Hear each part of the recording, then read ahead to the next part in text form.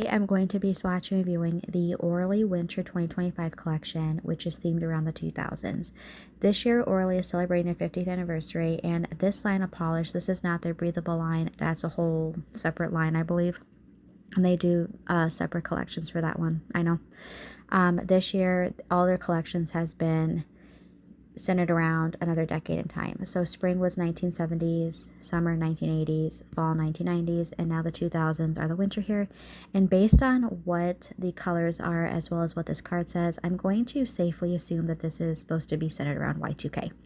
So let's go ahead and get started. So the first goodie that I got was this really cool nail art mat. This is a silicone one, and you can use both sides of these for anyone who's curious.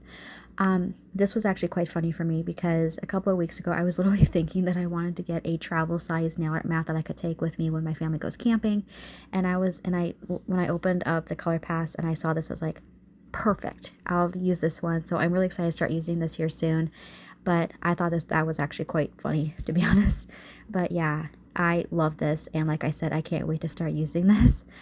The next thing I got were these really cute butterfly nail charms, and I believe that Orly this year did a couple of these type of nail charms, and one of them was like a confetti one. I think that was for the 1980s collection. So that those charms plus these were actually my favorite out of the nail charms that I've gotten in the Color Pass system so far. And I'm probably going to end up using these more so next year because they do feel more spring-like to me, but they're really, really cute.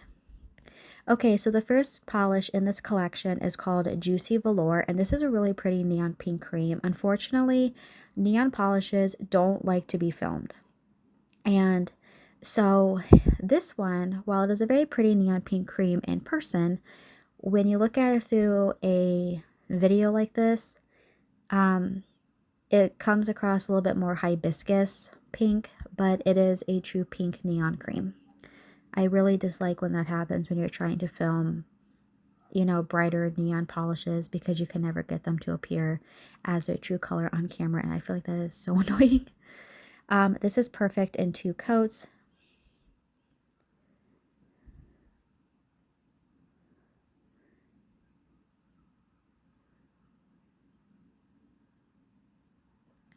All right, next up is called Leave Britney Alone, and this one I think was described as a true bubblegum cream polish.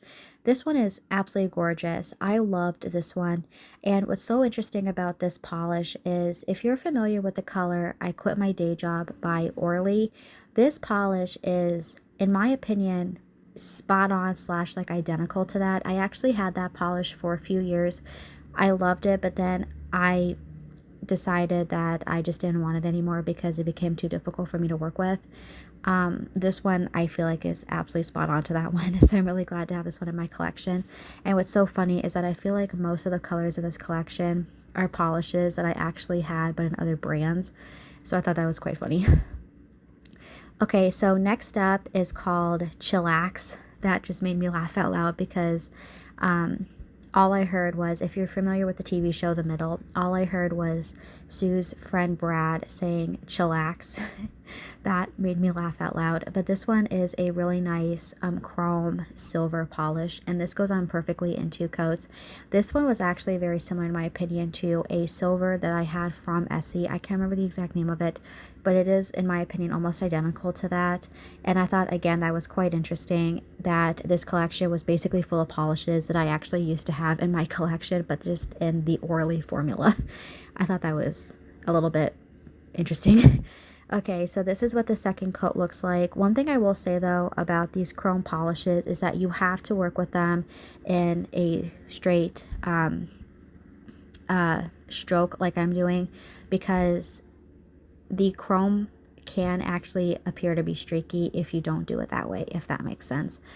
I don't work with a lot of chrome type polishes like this, but I have learned that the hard way. So next up is called Flip Phone, and this one, to me, the best way that I can think to describe this is like an Elsa from Frozen icy winter blue. And this one I was actually thinking was going to be more opaque on the first coat and have like a bolder blue tone to it, and it's not. As you can see, it's a little bit on the sheer side, and it almost looks like a muted blue, which I was not expecting. I actually did do 2 coats of this, but I do think, to be honest, you might want to do 3, but I also thought this would be really pretty over like a light blue, or maybe even if you did like 1 coat of a white polish and then 2 coats of this, maybe it would pop a little bit more. But I was a little bit disappointed that it did not look identical to what the bottle looked like on the nail, if that makes sense. So next up is called Rollin with My Homies, and this polish to me is identical. If you are familiar with the polish, Tears of Joy from Essie, I actually had that one a few years ago, and this I feel like is spot on. And I got rid of it a couple years ago because I wasn't wearing it that much. This is really, really pretty. This to me reminds me a lot of I want to say like a unicorn mixed with a mermaid tail. I know that sounds a little strange, but that's the best way that I can think to describe this. And it's really, really pretty. It has like a pearlized finish to it. But like I said, if you're familiar with Tears of Joy by Essie, I feel like this one is going to be identical to that. All right, so last up in this collection is called So Fetch. This is a very soft peach cream. I will be completely honest. I do not like the color peach. I love the fruit peach, but I don't like the color peach. My mother loves it, but I do not. This polish is actually quite nice. It actually reminded me of like a creamsicle type look. It goes on beautifully in 2 coats. So now for my opinion on the collection. To be honest, I actually really liked all the colors in the collection. I just feel like you're going to have to do some finagling with that icy blue. But I really actually did like all the polishes in this collection. I do wish, though, that Orly had released a separate thing for the holidays, being like the traditional holiday colors, and then maybe done the anniversary as separate collections.